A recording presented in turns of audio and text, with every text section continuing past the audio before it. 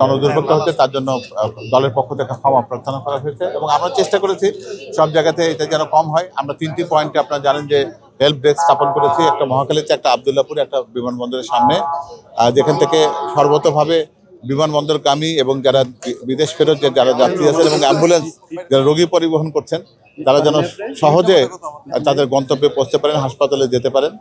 সে কারণে আমাদের escort service সহ সেখানে হেল্প ডেস্ক মোতায়েন আছে এবং সেখানে স্বেচ্ছাসেবকরা তাদের যাতায়াত নির্বিঘ্ন করার যাবতীয় চেষ্টা করবেন। অর্থাৎ আমরা জনদুর্ভোগ কোনো কারণেই চাই না, যার জন্য এই সভাস্থলটাও বা এই সমাবেশ স্থলটাও নির্ধারণ করা হচ্ছে শহরের একপাশে, মূল শহর থেকে সোহরাওয়ার্দী উদ্যান কিংবা মানিক মিয়া এভিনিউ এই জায়গাগুলোর থেকে সরিয়ে এসে, কারণ ওই জায়গাগুলোতে যে প্রথাগত যে সভাস্থল যখনই হয় তখন পুরো ঢাকা শহরটা অচল হয়ে যায়।